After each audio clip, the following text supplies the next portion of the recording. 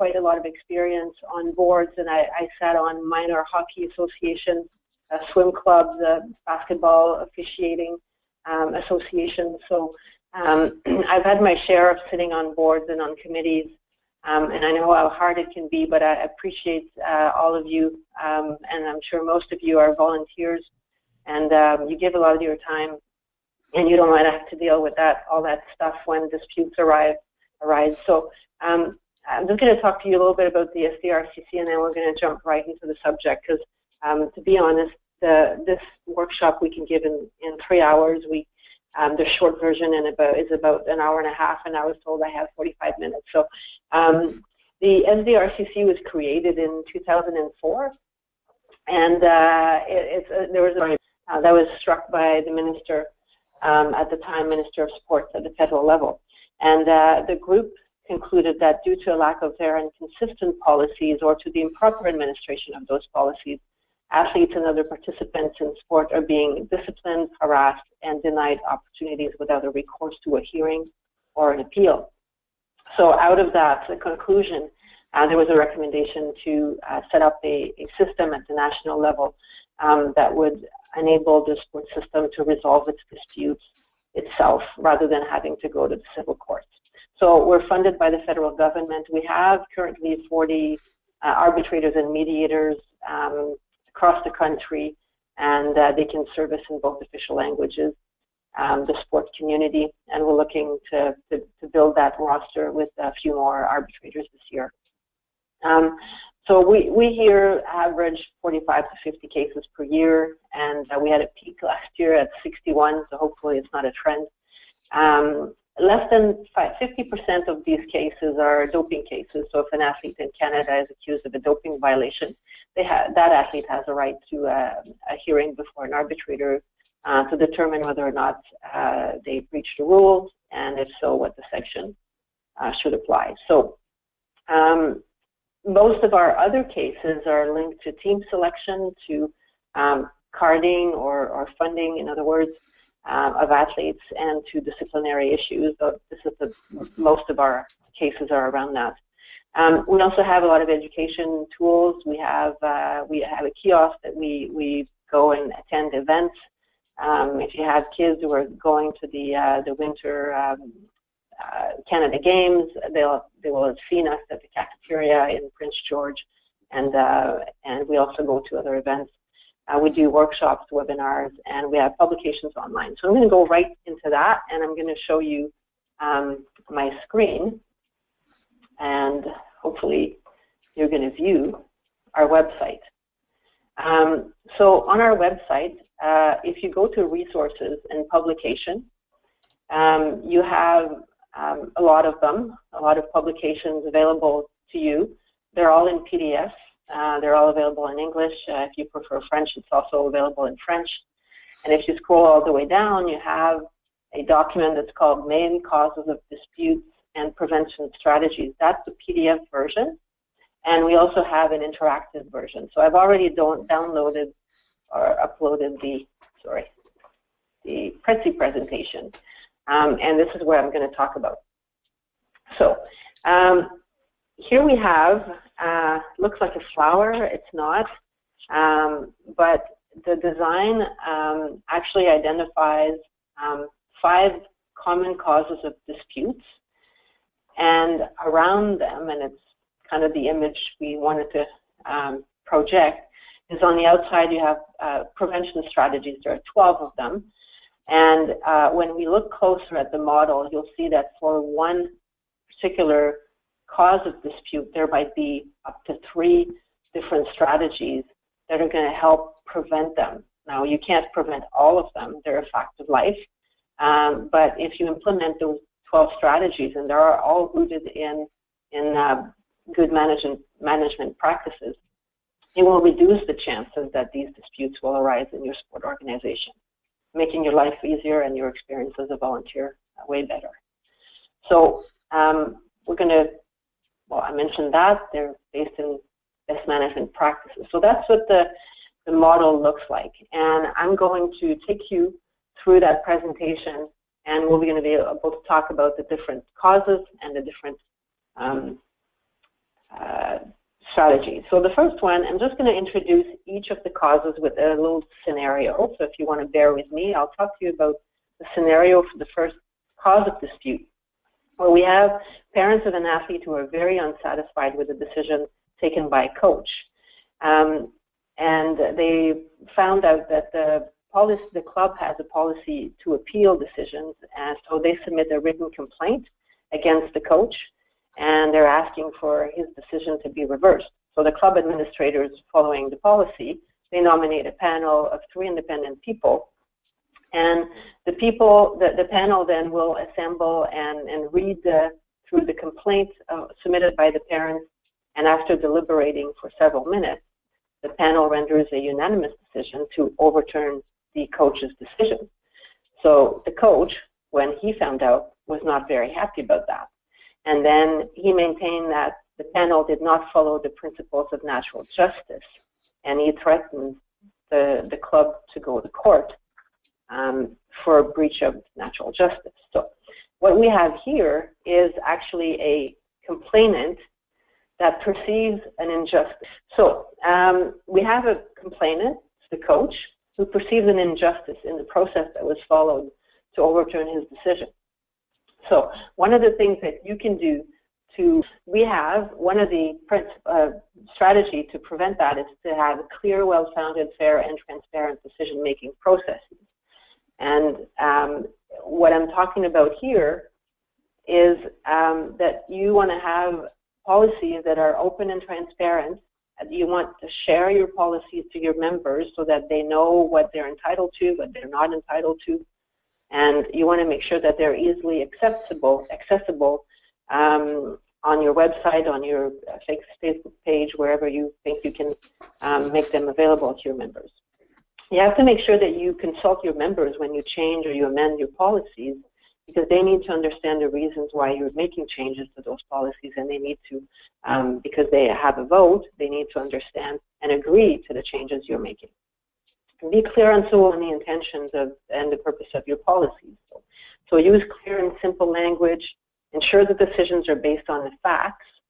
And when there's discretion to be used in a policy, if a head coach or a president of the club, the chairman of the board, have some discretion in making some decisions, that you can make sure that that they use that discretion for proper reason, and there's no confusion on who actually is authorized to make that decision. So also what we're asking you to do is to make sure that there's enough time to appeal decisions. So if you have an appeals process, but you make a decision a few hours before it needs to be implemented, you're not leaving the person who's on the losing end of that decision anytime. We're going to talk about the respect of the principles of natural justice, and that was the second strategy to reduce the chances that complainants will perceive an injustice. And in that particular case I talked to you about, one of the fundamental principles of natural justice is the right to be heard. And what happened to that poor coach is that his decision was overturned, and he never had an opportunity to say why he made that decision and justify his position. And automatically the panel, just from hearing the complaint from the parent, overturn that decision. So one of the principles is the right to be heard. So if you're accused of having made a wrong decision, or you're accused of having done something wrong, or breaching a code of conduct, or doing something inappropriate, you have a right to present your case. You have a right to submit your arguments and respond to the allegations made by the other party. So if that coach is not invited by the panel to give his side of the story, they are indeed breaching the principles of natural justice. The other portion of it, the principles of natural justice, is the impartiality of the decision maker. So you want to make sure that the people who decide on any issue are free, sure that the people sitting on that panel don't have an interest in the decision going one way or the other, and that they are completely neutral, and then they have considered all the evidence presented. In this case, they haven't, because they haven't heard the coach's evidence. So again, I'm referring here to the conflict of interest, which is the second part of the principles of natural justice. I won't expand on that because I know I spoke at length about that in May last year. So in that scenario in particular, what would have needed to happen is the coach should have received a copy of the complaint, and with sufficient time to prepare a response to that, whether the response is in writing or oral, it doesn't matter. As long as he finds out before he has a chance to come and explain his side of the story in front of the panel, so that the panel has the entire side, like all sides of the story to this. The parents on their side as well, if they file a complaint against the coach, and the coach will have an opportunity to answer and present some contradictory evidence, and the parents also have an opportunity to respond to that. So it is important to have both parties who are in dispute appear before the panel before you render a decision. So we have a second scenario, and the scenario in this case here deals with parents of a certain age group who are very, very closely knit. Their kids have been playing in the same team for a few years, and they're really satisfied with the work of their coach, and they hang out in the summer, they hang out outside of the season, they do all sorts of carpooling, so they're really, really close. And one year they learned from their coach that the club has decided not to renew his contract for the following season, and that the reasons that he was given to that were obscure and possibly unreasonable. So they go to the board and they ask some questions, and it causes the board to inquire to the head coach why and what that coach fired or not renewed. And then there's a discussion about the coach's performance evaluation, which was conducted by the head coach and was not particularly favorable to that coach. So one of the board members finds out through the grapevine that the coach and the chief head coach were in a relationship which ended bitterly near the end of last season. So now the board members are questioning the motives behind the negative evaluation and the subsequent dismissal of the coach in question. So what you have in that scenario, actually, you do have a decision maker who's in conflict of interest. So if you look at the screen now, you see that there's three things that you can do to try to prevent decision makers from being in conflict of interest in your sport organizations. First of all, you want to have a clear policy on conflict of interest. And the clear policy on conflict of interest is going to give some guidance to your members on what is a conflict of interest, what to do when you are or you think someone else is in conflict of interest, and ways to organize your organizational structure so that you have always an alternative if someone happens to be in a conflict of interest and someone else is in position to help with making that decision.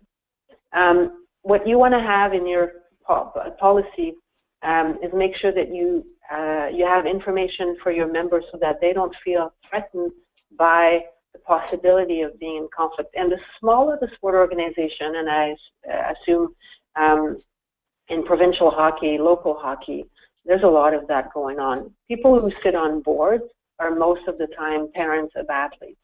And so they end up sometimes making decisions that, because they're a board member, they have no choice but being involved. What's important is that if there's a decision in particular that may affect their child more particularly, then they should step out and they should let the rest of the board deliberate and decide on that decision. So be very careful when you're coaching or you have coached an athlete that is being the question of the subject on the agenda, for example. That if you voiced an opinion on a similar question, then you've already decided before even hearing the facts. If you have a family member involved in the decision, if you've given advice on an issue, so be careful about that. We have a publication that also on the website I showed you earlier, which is called Conflict of Interest in Sport-Related Decision Making, and you're welcome to take a look at that. So one of the things also that you can do is to have control mechanisms that allow the approval of several individuals. So instead of having a single person make a decision, you can have a group of people, or you can have one person making a recommendation to a committee. So in that particular case, where we have this coach, potentially his contract or her contract, I can't remember who's who, was not renewed by the head coach alone, there was no control mechanism to make sure that one person who had discretion to make a decision was not going to be in conflict of interest. So if there had been a policy that said, if you are not renewing the contract of a coach, because it's a serious decision that you're making, then it can't be taken by one person alone. So if the person conducting the evaluation of that coach decides that they don't deserve to be renewed, then maybe this is something that should go to an executive committee or a board for approval. So the head coach could recommend that the coach is not going to be renewed, but then they would have to explain why and show some evidence that this coach should not be renewed, other than he ditched me 2 weeks ago and I'm not happy about that. So approval involving several individuals also can be, if it's relating to a team, it could be the team of coaches. So it's not just the head coach, but it's the head coach in consultation with the assistant coaches. So you reduce the chances of people pointing fingers and say, oh, of course you didn't pick my son on the team because this and that. So the more people involved in the decision making, less likely people are going to be accusing this group of people to all be biased against them. All right. Then the other one is you want to have decisions that are made according to the policies and the rules. So if you have a decision, if you have a policy that says that if you've breached a code of conduct, the first time you get a written letter of warning, but if you breach the code of conduct a second time for the same offense, it's an automatic suspension. Then that policy is very clear, and no matter who applies that policy, if they apply it to the letter of the policy, it's really hard to say you were biased against me, because anyone else, absolutely anyone else in the organization who would have had to implement that decision would have come to the same conclusion that you have. So if your decisions are compliant with the policies and the rules that have been properly communicated to your membership, then you're reducing the chance that people are going to accuse you of being in a conflict of interest. All right, we're back to the model here. My next scenario discusses a board of directors. And we have a board of directors that at the end of the year, they had their AGM and they elected 3 new members. They're dynamic, they're motivated, they're full of new, interesting ideas. And at the last season, the final board meeting, they met after the AGM, and the discussions were dominated by financial issues, and there was concern about the need to increase revenues and diversify the source of revenues for the club. So during the summer, one of those newly elected board members was speaking to a lot of prominent business people in the community. That person was very well connected, and she was able to obtain financial commitments from a lot of companies or organizations in the community. And essentially, she came back in September, doubling the revenues of the club, which was absolutely amazing in her opinion. And she presented those financial commitments to the board as fait accompli. Problem with that is that the board received that with a cold shoulder, and she found out at that time that no one is allowed to negotiate financial agreements on behalf of the club without the permission of the president and the treasurer, which she had not sought. And that the problem with a lot of the deals that she had made was that they breached exclusivity agreements that they had with current sponsors. So the board member, of course, was very disappointed to be shut down. She had very serious concerns about how this decision would impact her relationship with those in the local community, both personally and professionally. So she was thinking about resigning from the board.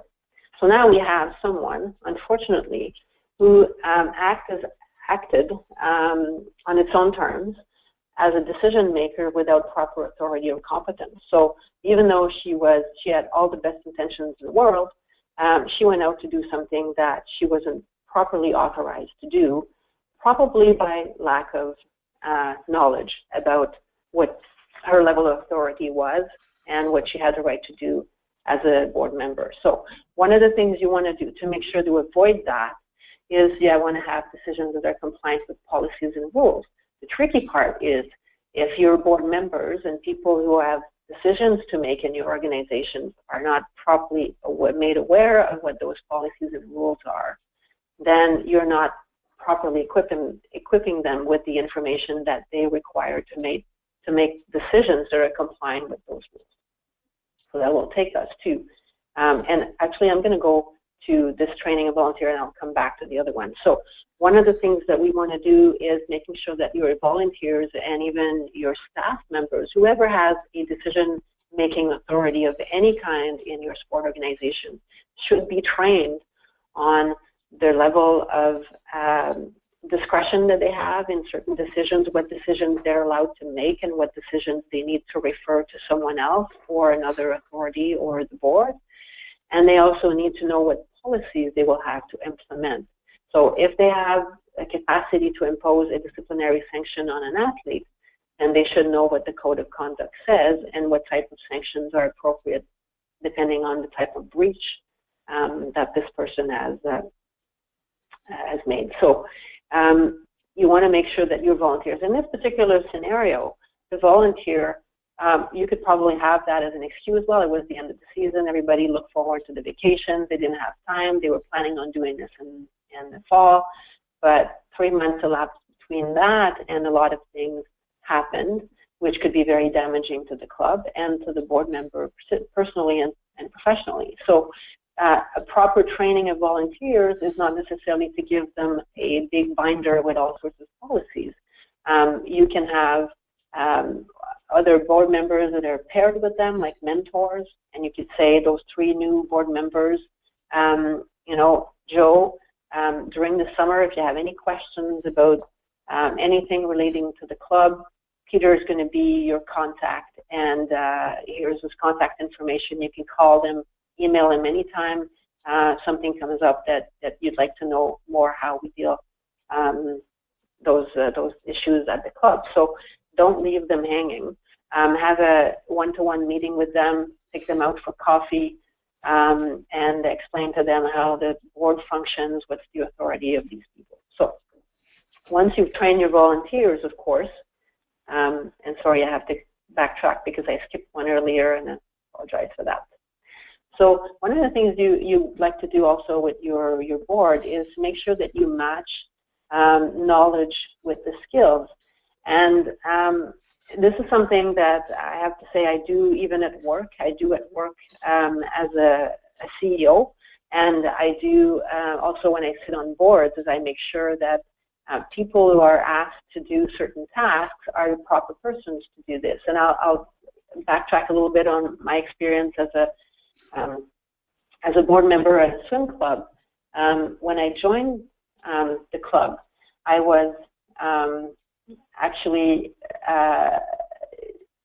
anyway, I won't go to the full story, but the first year I was on the board, they asked me to be a treasurer because it made sense for me, because as a CEO of a sport organization at the national level, I was the only person on the board who was able to read financial statements and know what they meant. So I accepted that position, not because I'm really good at numbers, but because it made sense for me to take that position given the rest of the skills. So we had other people taking on the role of secretary and president. And the next year, because I was on a 2-year mandate, we had staggering mandates. Everybody stayed on the board for 2 years. I didn't have to be reelected. I stood. and someone else got elected to the board to replace one who was leaving, and that person was an accountant. So when we had our first board meeting, we looked around the table and we figured it's probably better for the club to have an accountant doing the treasurer instead of having me, who was not necessarily best at it. So we had that discussion around the table, and then we reassigned responsibilities. So the advantage of our model was that the AGM just voted members into the board. They didn't vote the president, vice president, treasurer, secretary, because what happened when you do that is that the most popular guy gets to be president, the most popular lady gets to be vice president, and then they put someone else. Treasurer was the third most popular person. And then you end up with a president who can't speak in front of a crowd. You have a treasurer who can't count, and you have a secretary who can't write 2 sentences without making mistakes. So what you want to make sure that the people who are given specific tasks on the board are the right people to conduct these responsibilities, take on these responsibilities. So try to have a structure in your club that allows matching knowledge and skills with the responsibilities. That will reduce the chances of decision makers not being competent to make the decisions that you're asking them. I'm going to talk to you, give you a little scenario about a swim club where there was elections for a vacant position, and they were kind of looking around the room for someone who would want to volunteer. You know how those board meetings go where nobody raises their hand saying, I'm interested. Someone said, oh, Ms. Roberts, why don't you be on the board too, because your husband's already there, and like, oh, she's like, yeah, okay, that'd be fun. Actually, I could keep an eye on him during those meetings, and everybody thought that was really funny, but they were really happy that they were finally able to fill that extra position on the board that had remained vacant.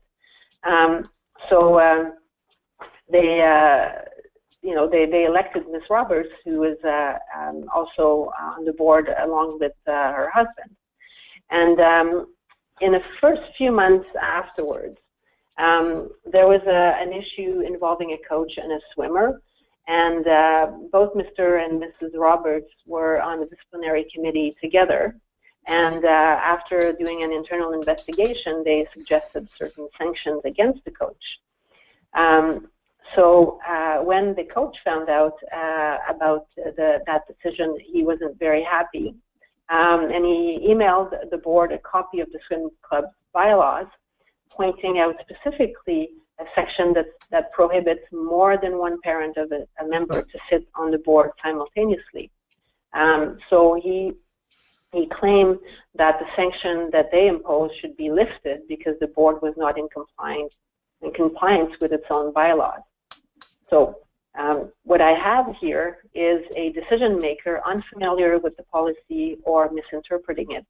So what we had at the AGM is a bunch of members who had no clue that their bylaws prevented Mrs. Roberts and Mr. Roberts to be on the board at the same time.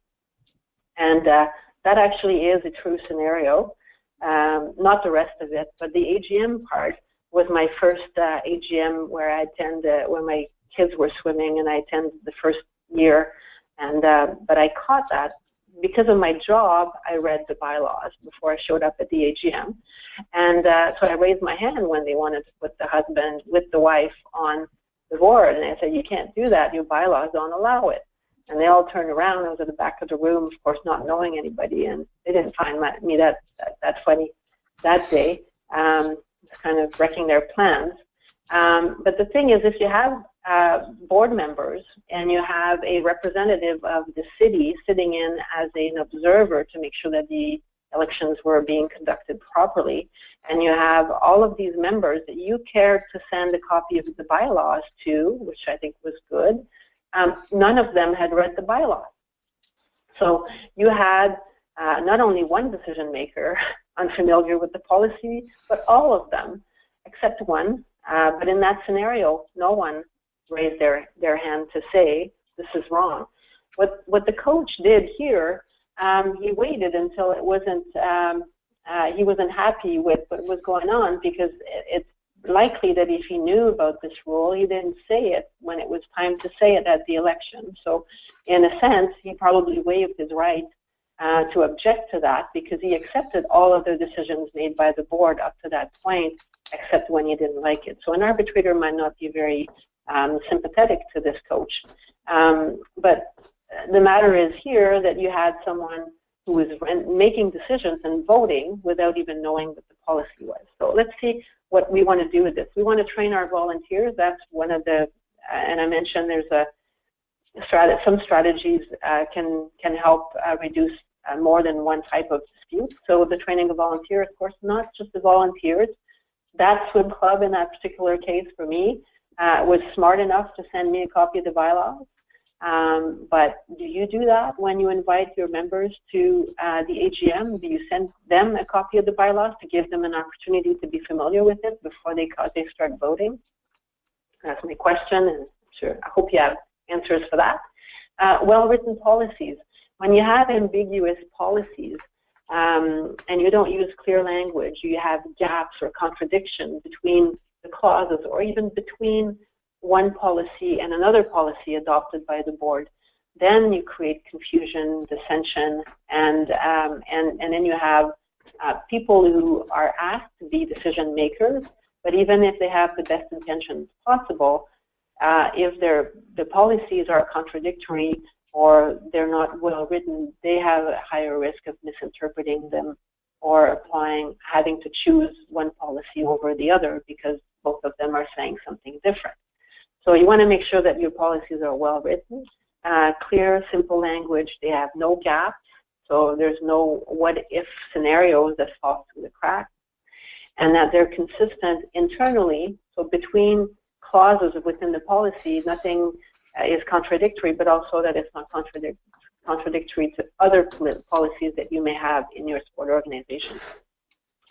And the other one I mentioned is communication of the policies. So you want to make sure that they're well communicated, not only to the members, but also to the decision makers, and making sure also that the spirit and intent of each rule is well defined so that people understand the reasoning why. Because if you understand why the policy exists, if there's something in the policy that's unclear, you'll be able to go back to the spirit or intent of the policy to find your answer in it.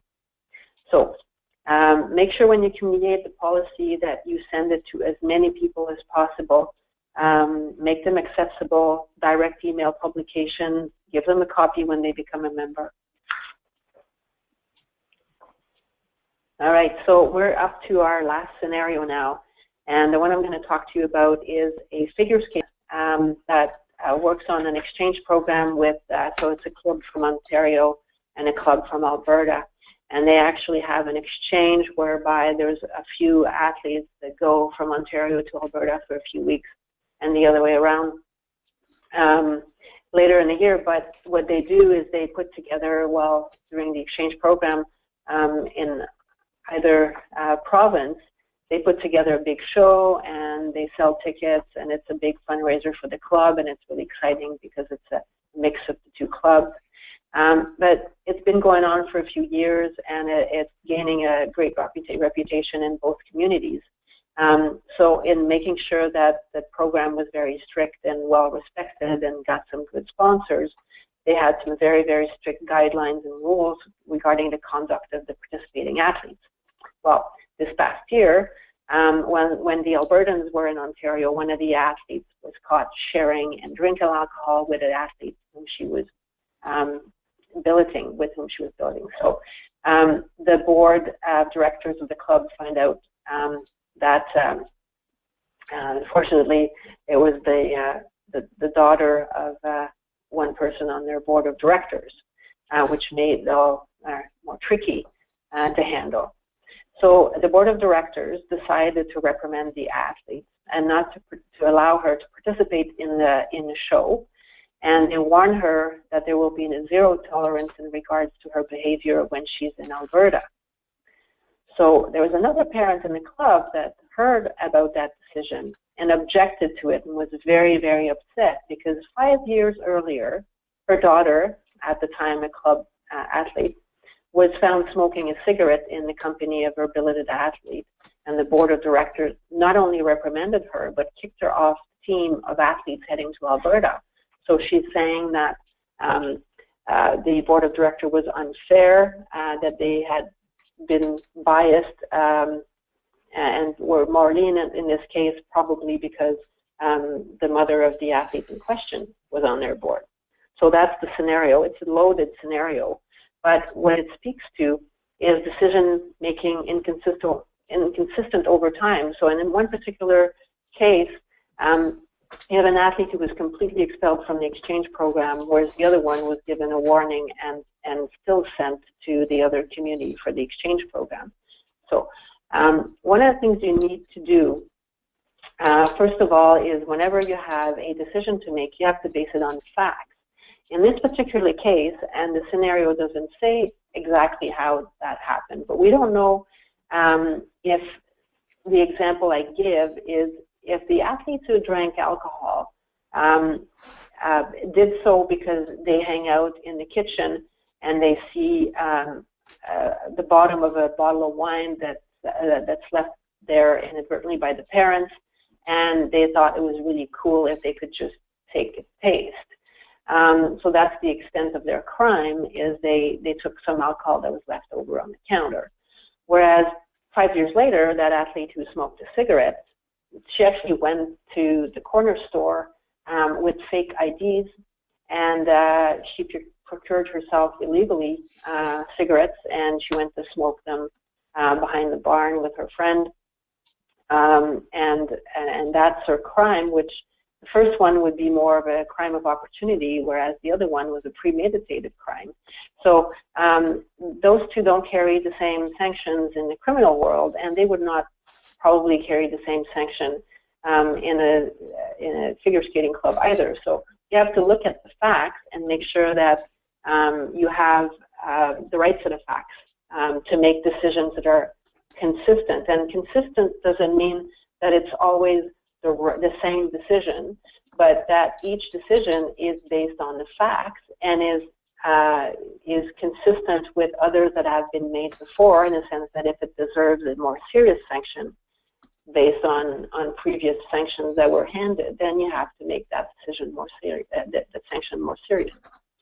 So some of the things we want to do to make sure that there's less of those inconsistent decisions into your sport organization is you make a good transition process and knowledge transfer. For example, if you have a disciplinary committee that hands down sanctions for breach of a code of conduct, then you want that disciplinary committee from year to year to have access to decisions that were rendered by previous disciplinary committee, so that they can maintain consistency over time for similar offenses.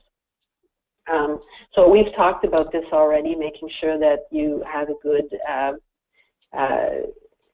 good training of your volunteers, and that you make sure that your newly elected administrators will get some coaching also from people who are already on the board and in decision-making positions.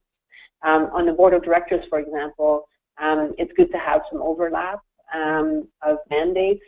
So you elect people for more than 1 year so that they can stick around a little longer. You can have a past president's position that allows a president who's retired from the board to continue to sit on board meetings and coach the new president. And you can have a president-elect as well, so that person actually sits in on board meetings 1 year before acting as president officially or chairman.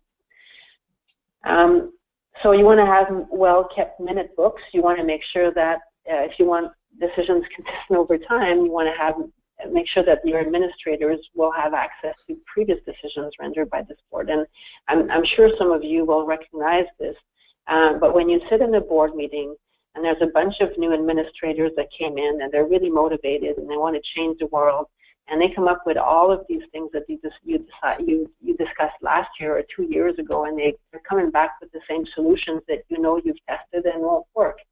So if you have minute books and you make them available, to the new administrators, you'll avoid a lot of that because they'll see that you've had that discussion. Now, I want to come back to this. It's not because it's been decided before that you won't do it that it's the wrong decision to change that this year. And I'll go back to 10 years ago. Most clubs and most sport clubs would have said that having a Facebook account was not a very good or practical idea, that it would be too much work to maintain it. And so if they had decided that 10 years ago, that doesn't mean that nowadays is not a good thing, because now maybe all of your members are connected to Facebook, so having a Facebook account is actually a good way to reach your members. So the fact that you've made that decision before doesn't necessarily mean that you'll never make that decision again, but you may have to reconsider if the environment has changed and the conditions have changed around it. So the reasons why you said no 10 years ago might have changed, which would justify that you would do it today.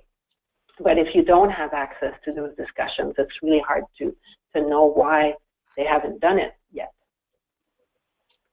And the archiving of documents is really close to that as well. And you're going to have to make sure that when those documents are saved somewhere, they're really easy to find, and future committee members and board members know exactly where to find the documents when they need to. And again, a long time ago, when everything was done on paper, you needed to put those in a box or in a file cabinet maybe. Nowadays, you don't have excuses because you can put them online in a shared folders. You can put them even on USB keys, so you make sure that everybody, it doesn't only sit on the secretary of the board's home computer. So make sure you archive all the documents so that others after you have access to the decisions that you've made. So this is, we've gone through the 12 strategies. I understand that some of it is repetitive, but as I mentioned, it's all based on the good management practices. And if you do all that, it won't guarantee you that you won't have any disputes in your organization, but it will reduce the amount of them, it will reduce the severity of them, and it will also give you the tools to deal with them when they arise.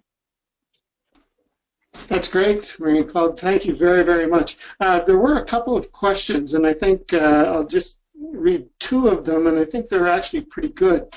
Talked a lot about policy and correct writing of policies.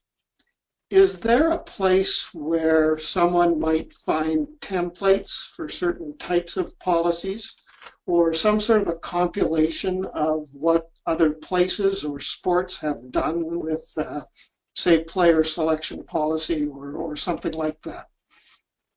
Yes. Well, there are for team selection policies, for example, you do have a guide.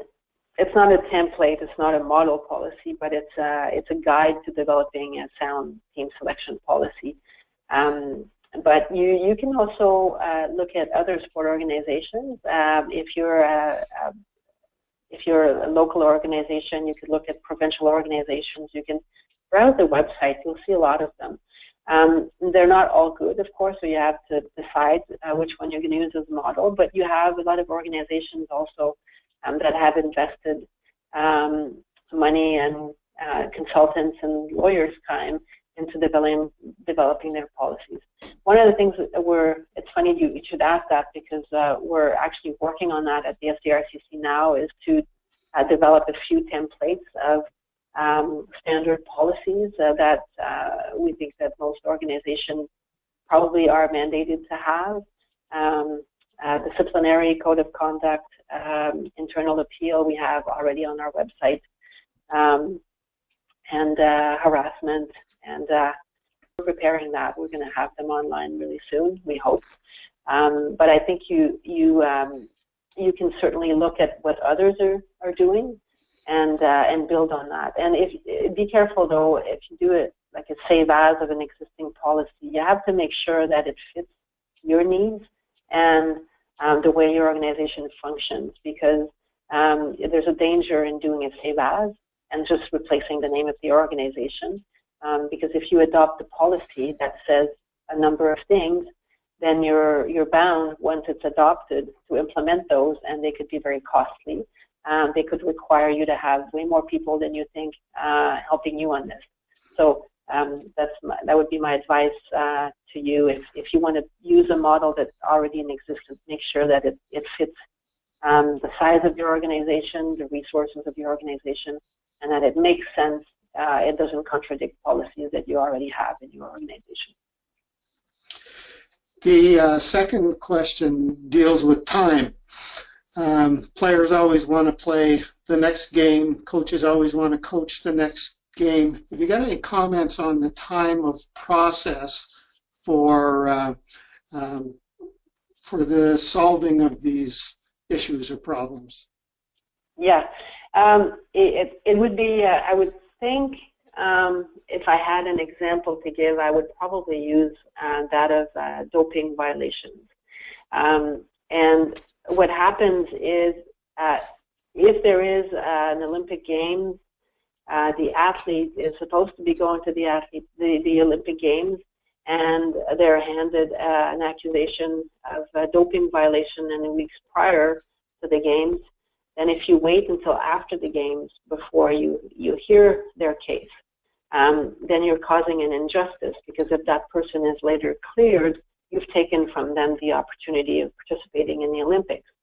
So in the end, I think it should be the person who's negatively affected by the decision who should decide how quickly this case will be handled, because they have something that they could lose from being heard too late.